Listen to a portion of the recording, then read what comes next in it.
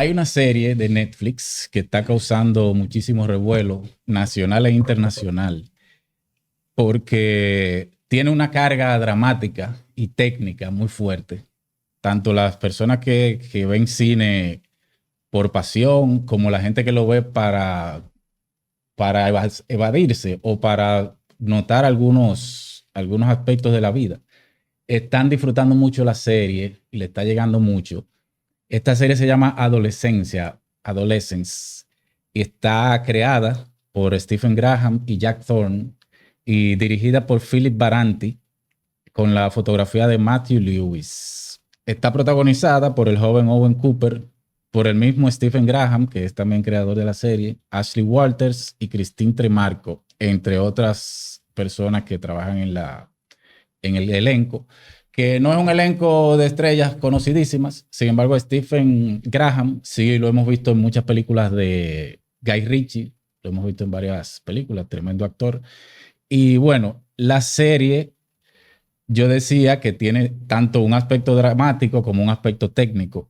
El aspecto técnico, que podemos tratarlo rápidamente, es que cada episodio de la serie, que dura aproximadamente 1 hora cada uno, está filmado en un plano secuencia, lo que quiere decir que no hay cortes. Desde que comienza el episodio hasta que termina, se filmó en tiempo real sin cortes, lo que implica una serie de logísticas complicadísimas para la filmación, y también implica que si hay un error en medio de la secuencia, hay que comenzar desde el principio para volver a ese momento. Es decir, tú no puedes simplemente decir corte y empezar en el momento que te equivocaste. Tienes que volver al principio.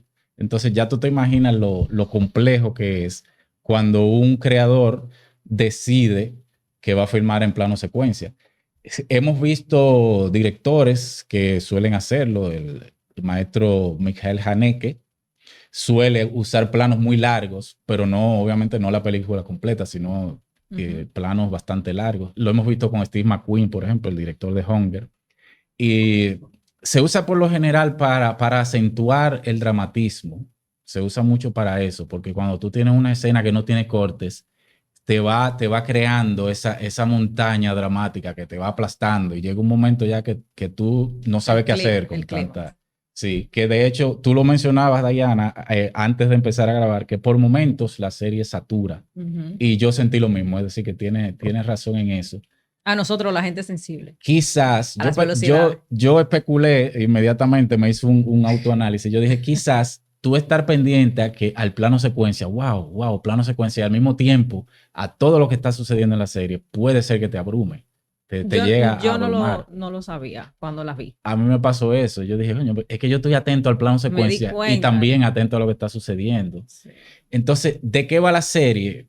A grandes rasgos, dando unos cuantos spoilazos, la serie va sobre un jovencito de ¿qué edad? 13 años. Sí, 13. 13 años, que es acusado de quitarle la vida a una jovencita más o menos de su misma edad.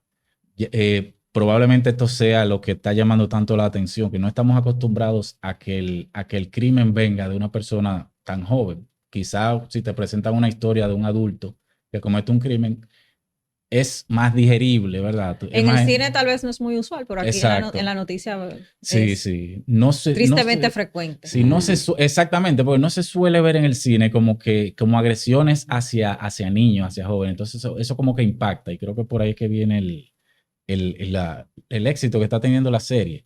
Entonces, para tratar ese tema ya tan complejo de este niño de 13 años que comete un acto de esta naturaleza, tenemos que traer un experto, porque nosotros no podemos entrar ahí. Claro, nuestro doctor de cabecera. Claro, tenemos Mario Sánchez. Cuando dice de cabecera, usted piensa en la cabecera. Exactamente. Es literal. Literal, sí.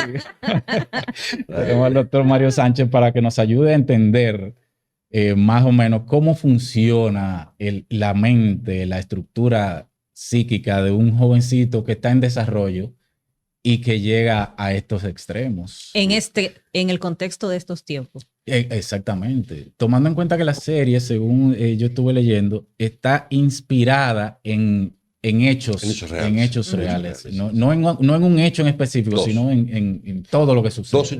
Dos hechos reales que realmente, aparentemente, por lo que dijo este señor, dos hechos reales que efectivamente le llamaron la atención entonces al protagonista, que es uno de los guionistas, y a su compadre, y los dos empezaron a trabajar a partir de ese momento. Y yo le diría, efectivamente, a mí me parece, primero, gracias por la invitación, estoy encantado de estar aquí, ustedes lo saben, pero, y me lo esperaba, porque para serle muy, muy sincero, yo me separé de una novia hace poco tiempo y hablamos muy a menudo, nos queremos mucho. Y me llamó el otro día y me dijo, mira Adolescence porque te van a llamar para... Oye, de verdad que te toca. Así fue, y la saludo. Sí. Entonces, y gracias a ella la vi bien temprano. Yo le diría, a mí me parece que a muchos, no solamente por el tema de lo psíquico, que efectivamente es recurrente. Habría que aclarar en qué medida, de dónde viene esta recurrencia, etcétera, etcétera. Evidentemente toca un fenómeno que a todo el mundo, identifica, que es las redes sociales y el nivel de enajenación que están creando muy profundamente en nuestras sociedades, al punto tal que usted tiene sociedades enteras como la ciudad de Río de Janeiro, como en Nueva York, colegios enteros, en América Latina, en Argentina, en Uruguay, colegios enteros que están prohibiendo a los padres de darles cualquier tipo de elemento electrónico. Bueno, y en Finlandia están volviendo otra vez al libro físico. Sí. No, pero de manera totalmente clara es, si el único que sigue haciendo la pregunta es este muchachito Zuckerberg, porque él, claro, quiere decir miles de millones menos, pero es evidente que, si usted me pregunta qué habría que hacer, una cosa es lo tecnológico. Y usted fíjese que el teléfono antes de la cámara y el teléfono después de la cámara es otra cosa. Entonces, se puede aprovechar lo electrónico en muchos sentidos, se puede aprovechar mucho de la inteligencia artificial, que Google ya es inteligencia artificial, pero el uso de la imagen, la invasión de imágenes de sí mismo, del otro, de la imagen misma, que reemplaza al encadenamiento de palabras en la cabeza de alguien, y es eso la lectura, eso es nocivo, muy abiertamente nocivo para el ser humano en general. Usted agarra a uno que está medio tambaleante y lo manda al diablo. Y eso Facebook lo tiene, Instagram, lo tiene en resultados de estudios que le son propios, hechos por ellos mismos, hace más de 5 años, o 6. Más de 5 o 6 años que tienen los resultados de esto. Entonces, está el tema de la imagen, está el tema de la cosa masculinista, que yo veo que hablan mucho de eso. A mi entender, yo realmente, para serle muy sincero, yo no creo que tenga que ver con eso. Yo no creo que lo que pasa... A mí no me parece. Para nada. Y yo me empecé a preguntar a cada momento cuáles eran, y se los doy así como, a ver, ¿cuáles son los capítulos por los cuales uno ve esta serie? ¿Cuáles son los capítulos que realmente... Los que impactan más. Los que realmente hacen que uno se apega a la historia. Bueno, hay un capítulo importante, pero no sé si sea el más llamativo, que es cuando el niño lo están interrogando, que tú comienzas a ver como aspectos de su personalidad. Pero realmente el más llamativo es el que te muestra en el video del hecho, como tal. El 1. Que tú ves que sí, que el muchacho cometió el asunto. Es el primero. ¿Usted qué diría? Coincido. Aunque claro... Puede decir 2 también, puede decir hasta 2. ¿Se permite? Sí. Pueden ser los 4, puede ser. ¿Cuáles son los capítulos que realmente... El del interrogatorio me pareció más natural, en el sentido de que uno puede verlo a él en un contexto fuera de el muchachito, de la situación, de lo que sea, sino él en plena ebullición. Y tiene como esos momentos de calma y furia bastante interesante. Y sobre todo, a mí el que, bueno, no sé si cuenta porque ya sí hay que terminar de ver la serie, pero creo que es el último capítulo que verdaderamente... Y ustedes ven entre los dos, si usted me pregunta a mí, donde es shakespeariano, yo les decía antes de comenzar, hay algo muy shakespeariano. Y cuando usted estudia Shakespeare, ustedes lo saben, Shakespeare es un maestro de planear y de presentarle. Entonces, Shakespeare comienza una obra cualquiera con frases terribles, con esencias terribles. O sea, hay algo podrido en el reino de Dinamarca. Usted dice, coño, ¿de qué está hablando el tipo? Entonces, abre y le mete un primer acto que usted se queda patas para arriba. Sí.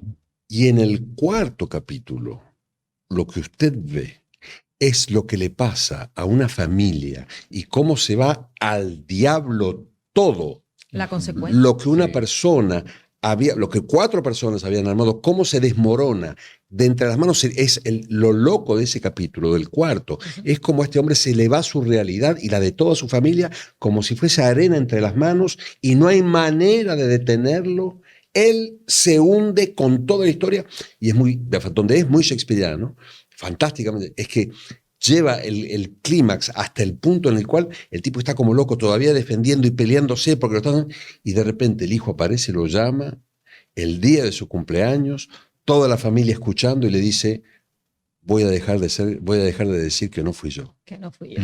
Y lo que destruye en ese momento el hijo es la irrealidad del padre que quería seguir pensando que su hijo no era culpable cuando es obvio que es culpable. Si el chico no hubiese sido culpable, en el primer capítulo, mira a los policías y dice: ¿pero de qué me están hablando? No llora, no se queja, no se siente abrumado, no. Todo eso no pasaba. Si ese muchachito no hubiese mirado y dice: ¿de qué me están hablando? No entiendo, hubiera mirado al padre, nada, hubiese hecho, no sé de qué va, eventualmente un poquitito, pero no hubiera llorado con la culpa con la cual este tipo está llorando. No, y que se dan conversaciones a lo largo de los 4 capítulos entre los personajes, que de alguna manera te van dando pistas del pasado de esa familia, que al final lo tenemos todos, ¿no? Que al final todos tenemos historias, todas las familias son una concatenación de historias. Sí. Pero esa conversación que se da entre los padres, y especialmente cuando la madre les recrimina a él, obviamente esto es un episodio para el que vio la serie, si no, vuelva más tarde. Les recrimina a él: amigo, pero usted vio el video. Yo no vi el video. O sea, a mí me luce por lo menos albergar alguna esperanza, porque yo me negué a ver ese hecho irrefutable del muchachito haciendo la cosa, desviviéndola, como dicen en YouTube. Y tú dices, contrale, qué poderoso es ese vínculo entre un padre y un hijo, que a pesar de algo irrefutable, él todavía tenía la esperanza de que no hubiera sido él. Entonces, fíjese, ese es el punto. Entonces, y donde uno puede empezar a preguntarse en qué medida esto está mostrando algo, muestra ese lazo de ese padre con ese hijo en el primer capítulo. En el segundo capítulo, que no es que tiene su interés, muestra al policía con su hijo dentro del colegio.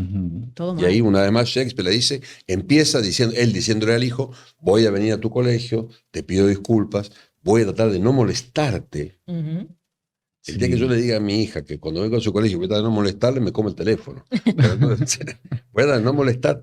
Y entonces lo que uno ve, a mi entender, en el capítulo 2, es a qué punto efectivamente cuando uno es un adulto cualquiera, no entiende absolutamente nada de lo que pasa en la cabeza de un adolescente, y el tipo usted lo ve deambular en la escuela, este tipo que es un y no entiende nada, no entiende ni las palabras, y no se entiende nada, ni las palabras, ni lo que dicen, ni por qué, ni cómo uno está como perdido, y ahí con los planos secuencias se empiezan a seguir, y es muy obvio, ¿no es cierto?, que se están siguiendo, y que usted baja por una escalera, entra por la otra, sale a la biblioteca, y es como un laberinto permanente. El tipo lo filma así, filma un laberinto. Pero al final eso es lo que a uno lo hace dudar. Es ese rodear de algunos personajes que le siembran a uno la duda, porque todavía nosotros no habíamos visto el video. Y en esa persecución es que tú cavilas y tú dices, pero pudo haber sido ese otro muchachito. Y cuando tú ves que amplían la escuela y tú ves lo que está pasando en la escuela, tú ves los profesores hartos de los muchachos, fundidos de bregar con esos muchachos, hasta aquí con esos muchachos. Ya yo en una pensé, ciertamente hay posibilidades de que no hubiera sido el niño. Yo lo diría por mi parte, pero seguramente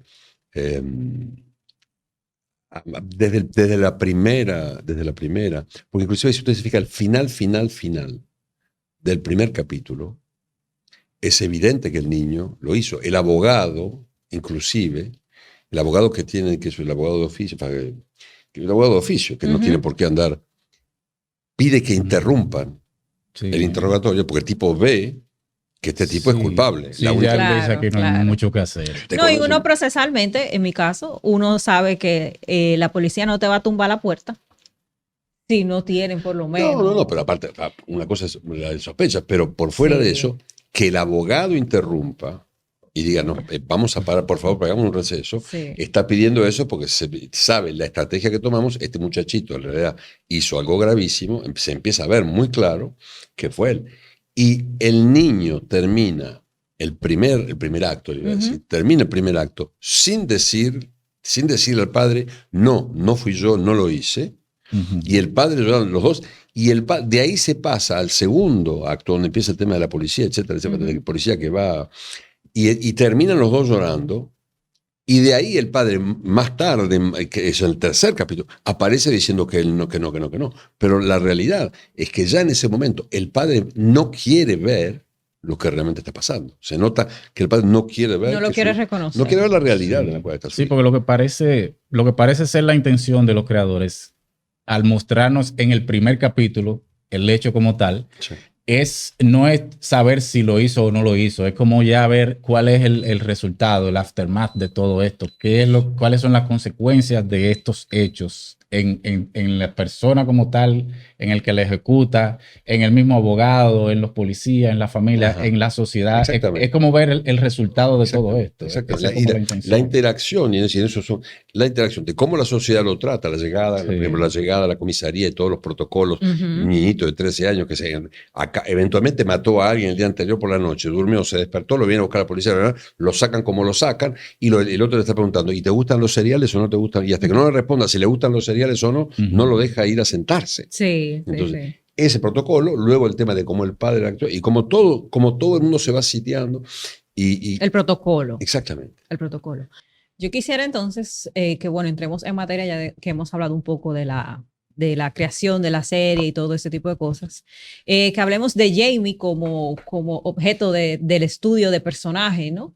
Y esta sensación o del poder que uno pudiera tener o que cree por lo que presenta la serie, de que este comportamiento fue un clímax que él tuvo a raíz de lo que estaba viviendo él en la escuela y de toda esa presión social, que es lo que le dicen el bullying.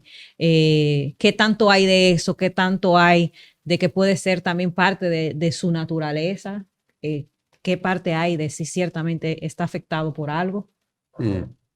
¿Qué usted opina? Yo le diría, lo primero sería, como espectador, lo primero que diría es la dirección de actores de esa película es magnífica. Realmente. Y que claro, él nunca había actuado. Qué nivel, pero qué nivel de todos, de todos. Pero el policía, todo el mundo, pero realmente qué nivel. Y el segundo punto es seguramente el muchachito se roba la película y todo el primer acto, que es él. Y el tipo lo lleva, lo lleva con una sobriedad, actúa justo, no hay ninguna, yo no sé dónde lo encontraron, pero la verdad, qué milagro. Y ahí veo un personaje. Lo curioso es el tratamiento que la dirección de la película da al tercer acto, que es un punto crucial seguramente de la trama, porque al cabo, usted sabe, Shakespeare, y yo sigo insistiendo, discúlpeme con el tema shakespeariano, pero Shakespeare entonces lo que hace es que sube la tensión hasta un punto en donde se convierte en una cosa insostenible, y ahí empieza a desmoronarse y termina con el fin del Rey Lear, con el fin de Macbeth, con el final de la obra Shakespeare, Romeo y Julieta. El final de los shakespearianos es una especie de avalancha terrible que se va y todo se va al diablo. Y eso es lo que pasa en el cuarto acto, pero esto comienza en el tercero. Y en el tercero, este hombre pone en realidad algo que yo dije aquí muchas veces, y desgraciadamente también lo dije en otros lugares, y que es el estado actual de lo que es la psiquiatría y de lo que es la psicología y en su relación con respecto a una cierta eficacia de lo que realmente puede estar haciendo. Y esta gente toma el partido de demostrar que es una catástrofe, que esta mujer está perdida, y él ahí se muestra muy ambivalente. Usted tiene dos niños, el del primer acto y el del tercer acto. El del tercer acto es mucho más incoherente que el del primero. Tal vez es coherente en el hecho de que de manera persistente trata casi de agradar a esta mujer como si fuese una pobre imbécil que tiene que convencer de algo. Y por momentos se le va la guagua y se enoja y se vuelve loco y la quiere matar. No, y claro, y lo estamos viendo en la situación de que ya está en un recinto penitenciario. Sí, ha tenido problemas meses con otros compañeros del mismo recinto. Por lo tanto, hay una piel ya que él se le ha formado ahí y que obviamente no sería hasta justo pedirle a uno que él tuviera el mismo comportamiento desde el primer minuto que lo vimos. Y yo le diría, un muchachito de esa edad, en esa situación, es imposible que reaccione de esa manera. Si usted agarra el muchachito lambda, a mí cuando la gente me trae pacientes a ver y me explican que el niño, y me pasa a veces con niños que son muy difíciles, me pasa en este momento con un paciente, por ejemplo, que tengo que es realmente muy difícil, en el mismo estilo, exactamente el mismo estilo, pero es el mismo por la mañana, por la tarde y por la noche, es el mismo, tiene el mismo grado de coerción con el otro, de violencia con el otro, que esté hablando con la mamá, con la señora que lo cuida, con su hermanita, con un compañero de clase o conmigo, y está tomado, no por una cuestión de que agrede a todo el mundo, pero uno ve todo el tiempo que en que donde se puede hacer una cagada, el tipo hace dos. Entonces, usted tiene en el mundo 70 u 80% de la gente, como se lo decía, que se paran los semáforos, paga impuestos, dice buen día, por favor, y hace la cola, ¿entiendes? El resto que termina la victoria es porque no puede hacer como los demás y no porque quiere.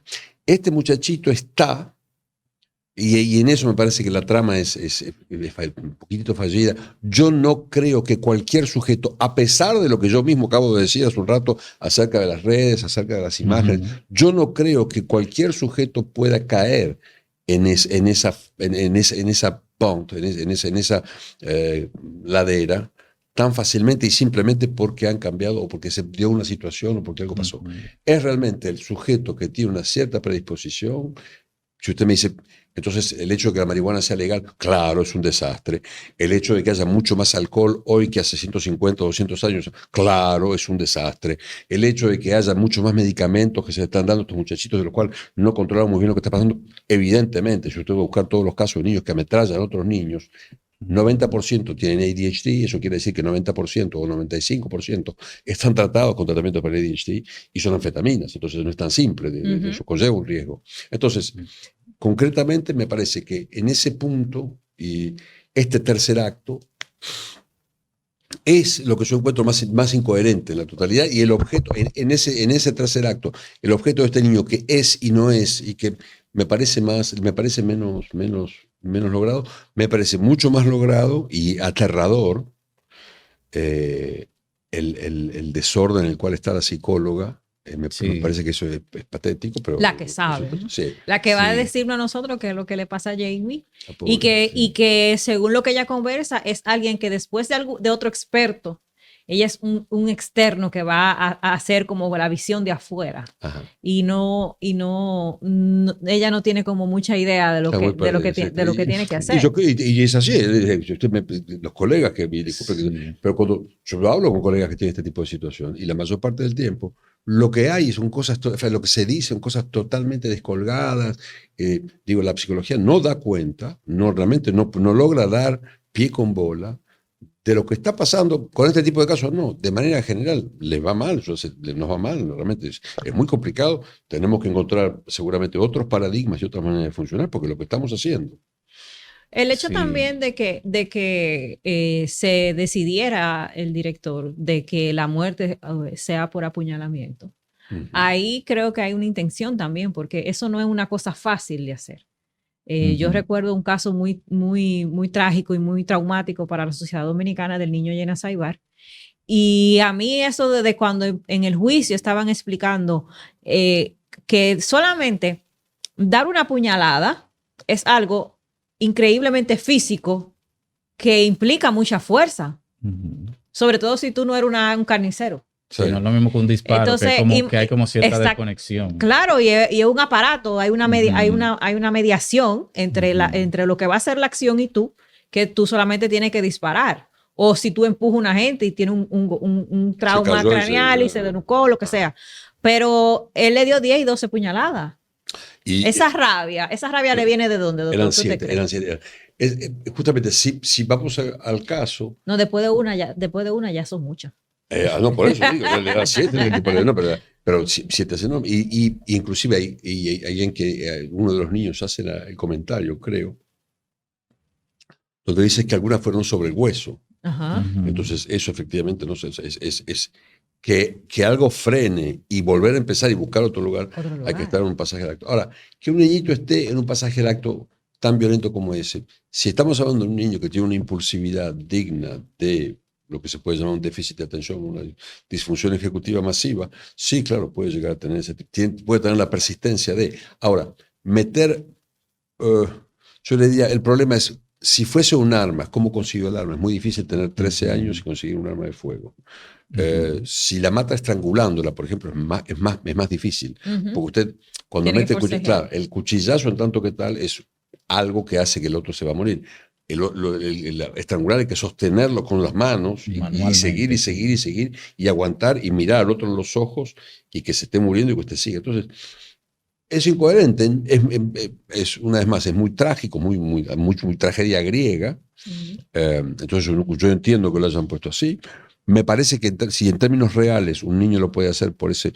en general lo que utilizan son cosas más rápidas y donde el gesto, efectivamente, el tema de apoyar sobre el gatillo es mucho más, está más cercano casi de lo que se hace en las redes, ¿no es cierto?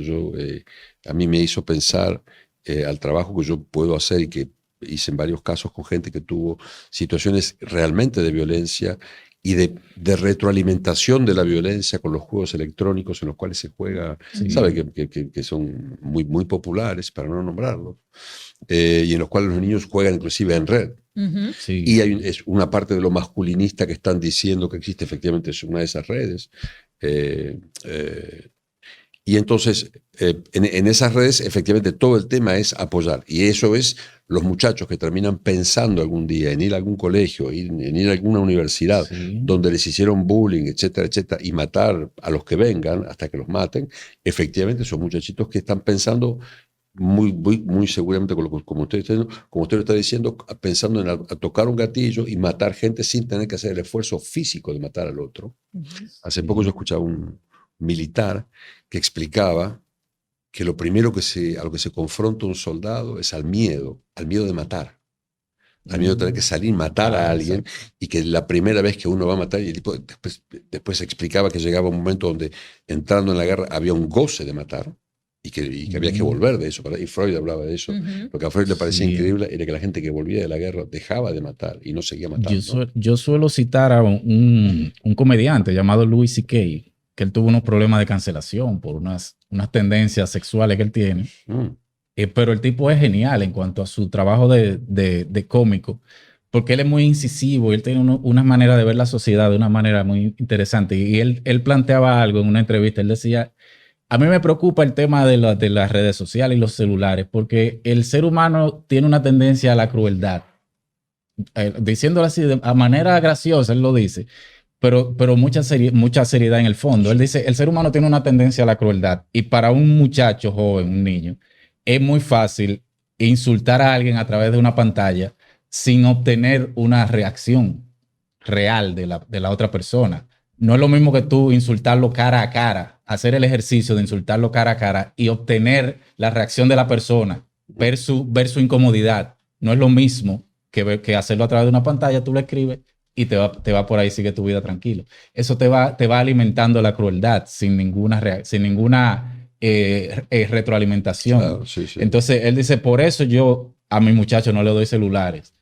Pero tiene mucho sentido eso. A mí me parece que tiene mucha lógica el hecho de que si tú eres cruel y no recibes una retroalimentación, la crueldad sigue y los controles de la sociedad fallan, ¿no? Porque hay como una de tanto ver, de la frecuencia se vuelve como cotidiano. Y lo de las redes sociales y ser un troll o ser una persona que no te puede decir lo mismo de frente, es muy parecido a lo que ellos hacen con los videojuegos, que son casi en su mayoría juegos de roles. Claro. Sí. Y ellos tienen un rol que tienen una participación en la vida social y tú lo ves en persona y no tiene nada que ver siempre una hay cosa un velo, con la siempre otra. hay un velo que no llega a haber un contacto real. Pero entonces los padres, que es como el otro eje temático también de la serie, esa culpa que viene de asumirse responsable por ese acto y de hacer un conteo de fallos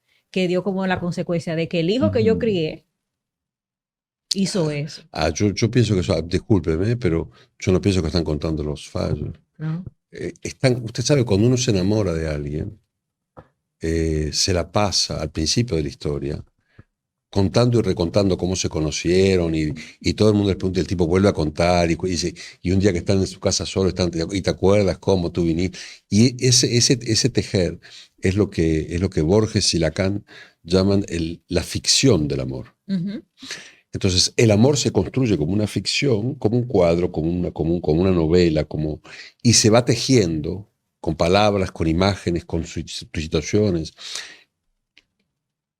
A esta gente lo que se le desmorona es el amor que tenían por su hijo, que lo empiezan a tratar como si estuviese muerto, y se va a morir socialmente, porque si el tipo termina diciendo, efectivamente, en el capítulo 4, que él va a decir que es culpable, ese tipo va a estar preso durante mucho tiempo.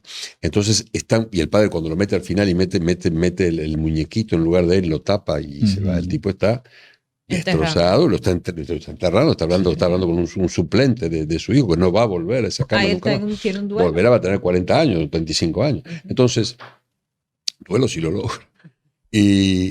Pero en ese punto, en realidad me parece que lo que les está pasando es que cuando yo decía, se les desmorona todo y tratan de acordarse de cómo era y de cómo fue, se preguntan si fue bien, si fue mal, pero lo que están haciendo es, se les desmorona el amor, se les va todo al diablo. Entonces, la culpabilidad viene antes del crimen, no después.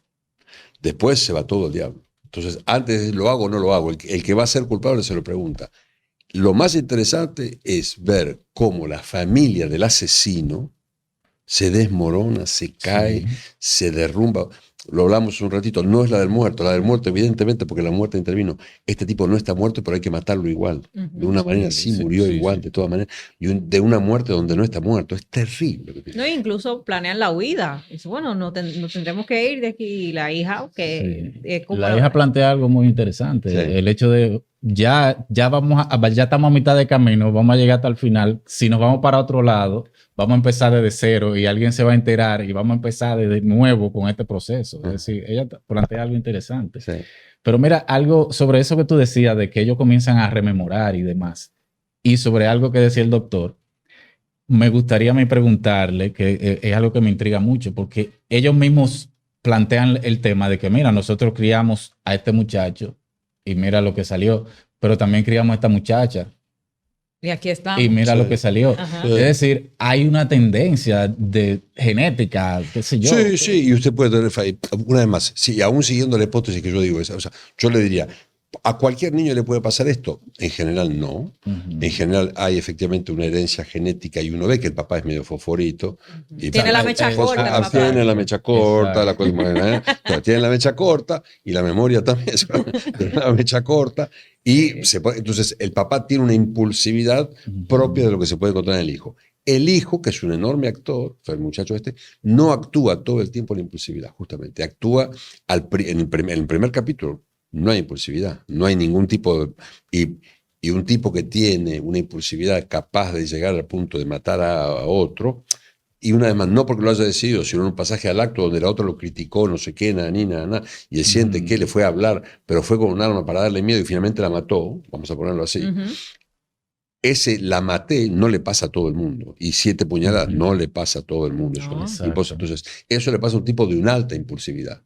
Entonces, el tipo de la impulsividad frente a la policía, uno en el primer acto, al carajo todo, el tipo no va a andar haciendo que te digo, la impulsividad sigue y se comporta de otra manera, y el niño impulsivo habla con el profesor como con el psicólogo y con todo el mundo, no importa un bledo, no puede tener registro.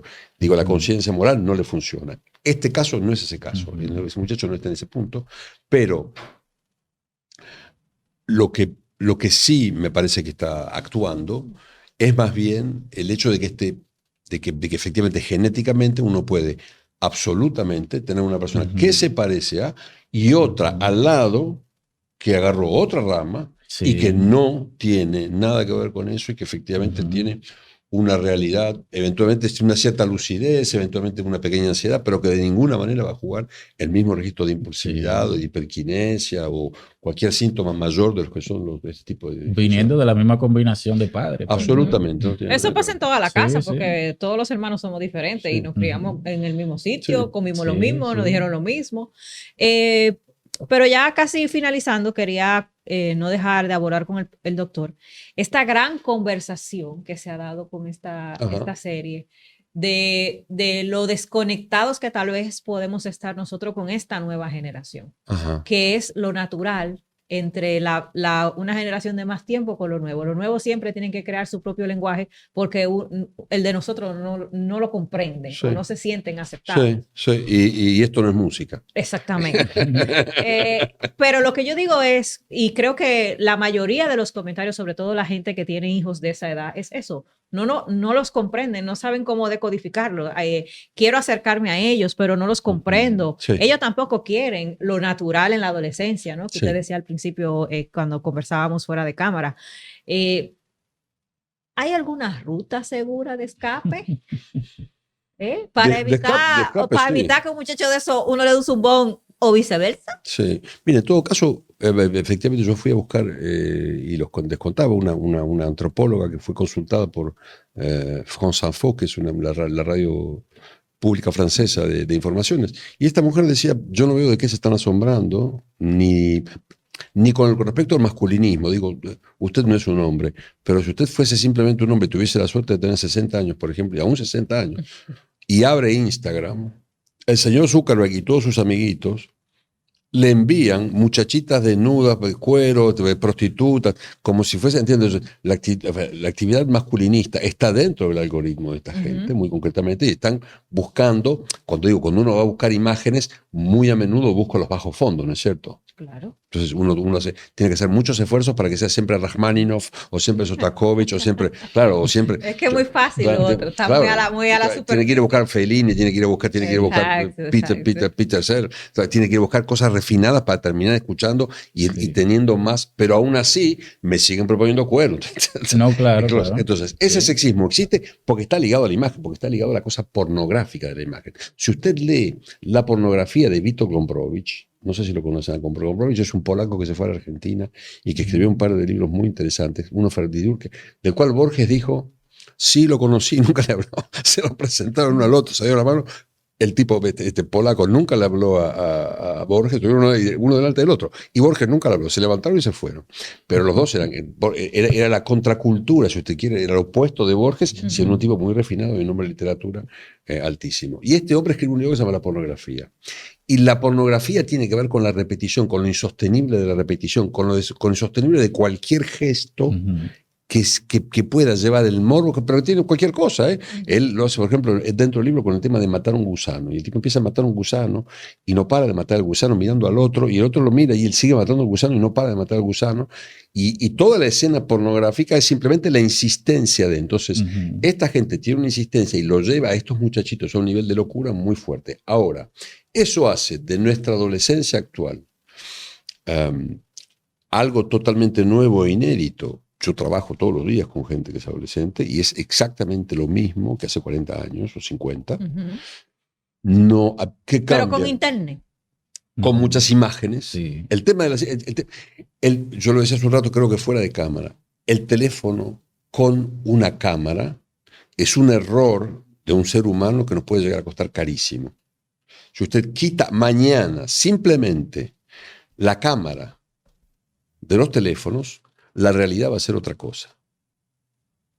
quite Instagram, quite todo eso, y guarde el teléfono como era, los mensajes.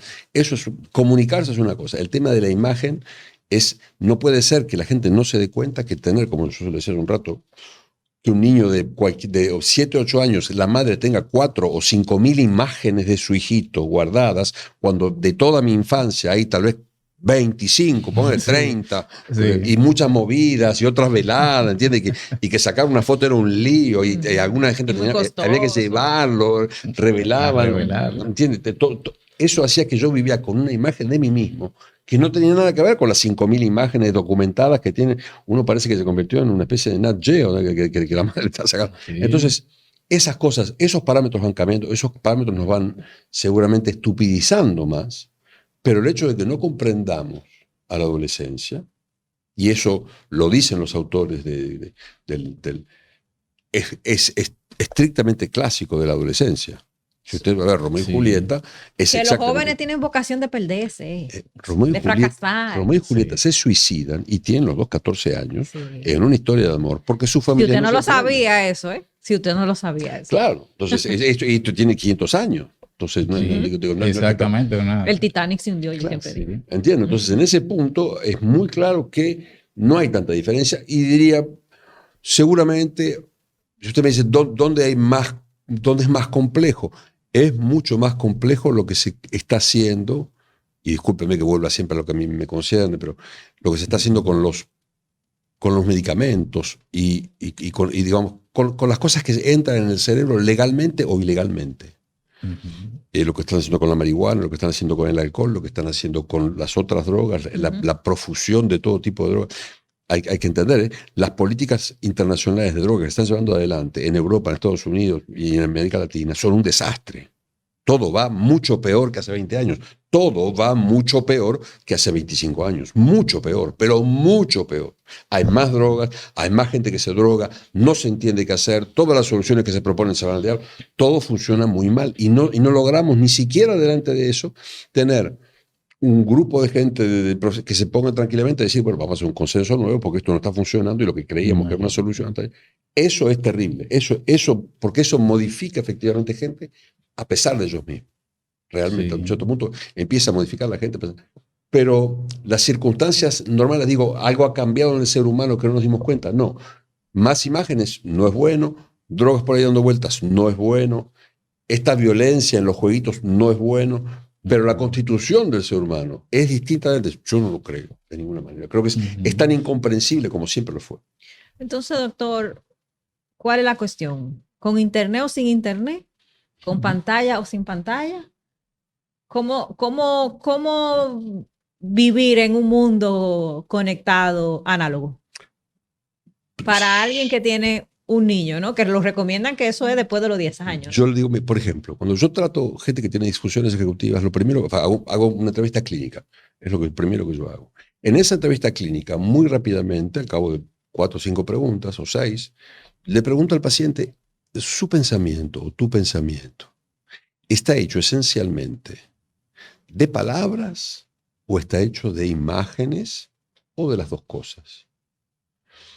La gran mayoría me responde de imágenes o de imágenes y palabras. Solo algunos dicen de palabras únicamente.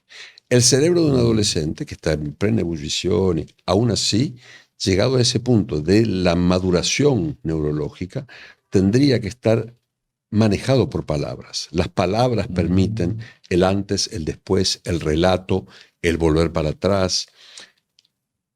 La gente que sufre de situaciones neurológicas no logra hacer venir las palabras y está bloqueado en las imágenes. En la vida diurna usted tendría que tener solo palabras y en la noche imágenes para poder dormir.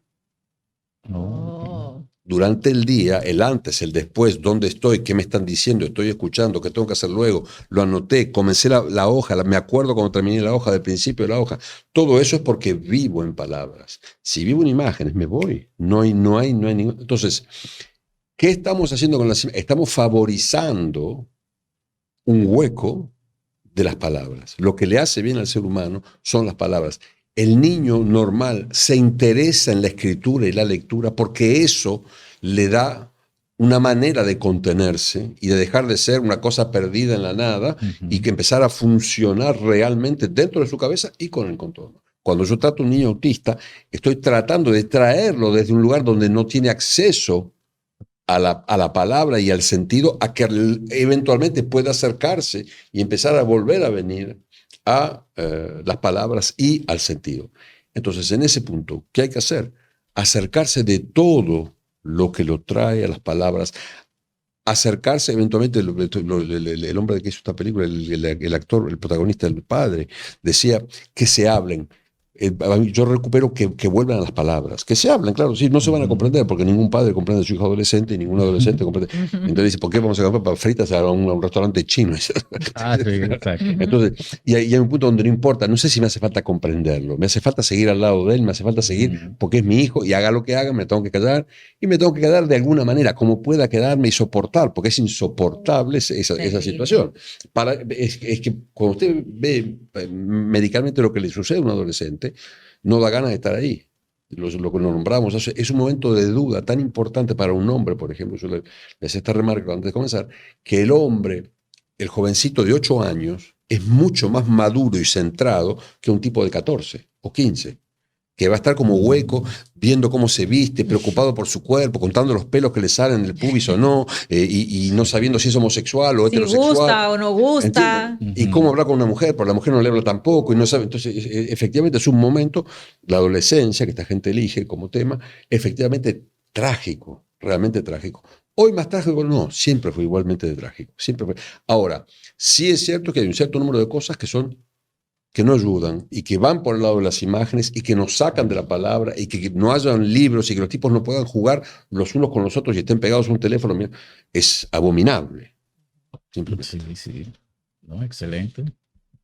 Y creo que ese análisis nosotros dos no le vamos a poder hacer Claro que a no, ese por nivel. eso llamamos al doctor. Exacto, decir que...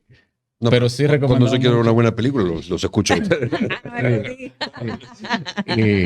Creo que la serie en sí, de todas maneras, es muy recomendable. Creó esta conversación. Sí, precisamente por eso. Porque y que esté pegando así. Claro. Es interesante. Exacto. A mí me llamó la atención que una serie con un tema tan pesado esté calando tanto en la sociedad. Lo que quiere decir que hay como cierta necesidad de escuchar eso y ver qué nos está pasando. Así que creo que es importante que también se toquen esos temas. Así que si se anima a repasarla otra vez, ya después con esta visita guiada que dimos en este episodio con el doctor Mario Sánchez, pásense por Netflix a ver Adolescencia. Y bueno, suscríbanse y comenten aquí qué les pareció y qué opinan de lo que conversamos.